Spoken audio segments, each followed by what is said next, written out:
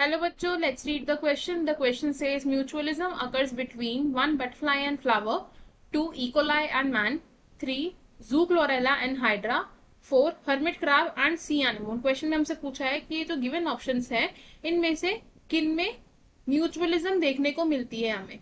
तो सबसे पहले क्या करेंगे, हम इस क्वेश्चन का की कॉन्सेप्ट समझेंगे। तो इस क्वेश्चन में हमारा की कॉन्सेप्ट होगा म्यूचुअलिज्म।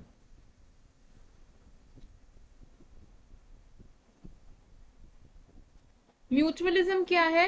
म्यूचुअलिज्म एक तरीके का पॉपुलेशन इंटरैक्शन है। क्या है ये? Population interaction. कैसा पॉपुलेशन इंटरैक्शन है ये वो इंटरैक्शन है जिसमें दोनों पार्टिसिपेटिंग स्पीशीज को या दोनों पार्टिसिपेटिंग मेंबर्स को बेनिफिट मिल रहा है। Both members are benefited.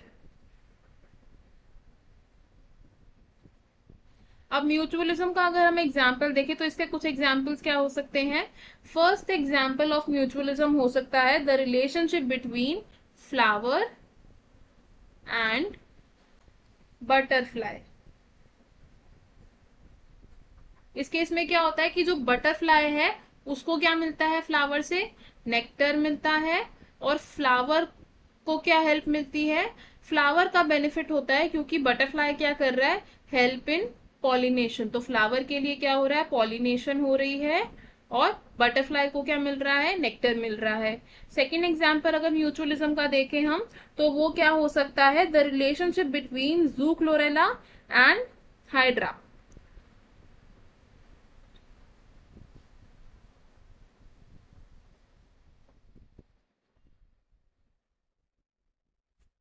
तो ये जूक्लोरेला क्या होता है? ये एक ग्रीन algae की स्पीशीज होती है। ये क्या करती है? हाइड्रा पे अटैच करती है।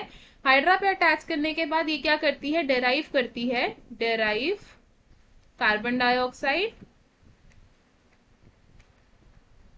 Nitrogen and phosphorus from hydra.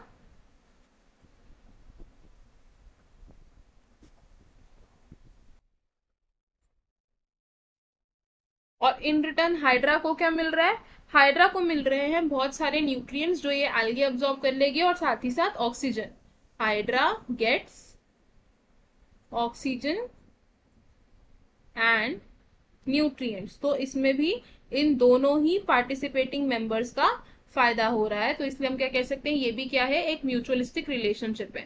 Third example of mutualism अगर हम देखें तो वो क्या हो सकता है? It can be the relationship between C anemone and hermit crab. C anemone and hermit crab.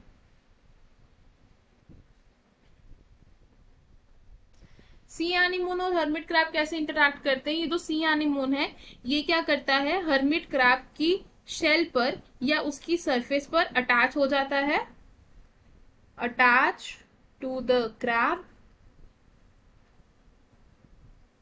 अब सी एनिमोन जब हर्मिट क्रैब की सरफेस पर अटैच हो जाएगा तो ये क्या करेगा? हर्मिट क्रैब को प्रोटेक्शन प्रोवाइड करेगा क्योंकि सी एनिमोन की सरफेस पर क्या प्रेजेंट होते हैं? प्रोटेक्टिव स्ट्रक्चर्स प्रेजेंट होते हैं।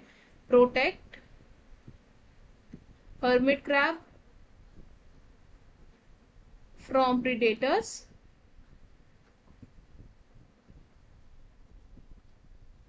और हर्मिट क्रैब क्या करता है इन रिटर्न? हर्मिट क्रैब जब मूव करेगा वैसे वैसे सी एनिमोन भी मूव होगा। तो हर्मिट क्रैब क्या करता है? Provides locomotion to the sea anemone. ये क्या करता है? Provide movement and locomotion to sea anemone. तो हमें हमारे क्वेश्चन का आंसर मिल गया। क्वेश्चन में हमसे पूछा था कि गिवन ऑप्शंस में से किस किस में म्यूचुअलिज्म होती है। तो हमारा आंसर क्या होगा इसमें? Option one butterfly and flower, option three zoochlorella and hydra, option four hermit crab and sea anemone. तो हम इसे क्या लिखेंगे? द करेक्ट आंसर्स आर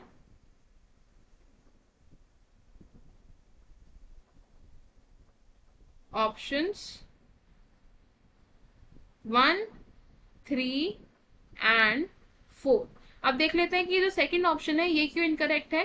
क्योंकि जो ई कोलाई और मैन का रिलेशनशिप है वो हमेशा म्यूचुअलिस्टिक रिलेशनशिप नहीं होता है, क्योंकि कुछ ई कोलाई हार्मफुल भी होते हैं बॉडी के लिए, जो कि क्या करते हैं, पैरासाइट्स की तरह एक्ट करते हैं, तो वो मैन को हार्म कर सकते हैं। तो इसलिए हमारा ये ऑप्शन रॉन्ग हो जाएगा।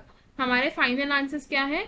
Option 1, option 3 and option 4। I hope you understood it well. All the best. Thank you.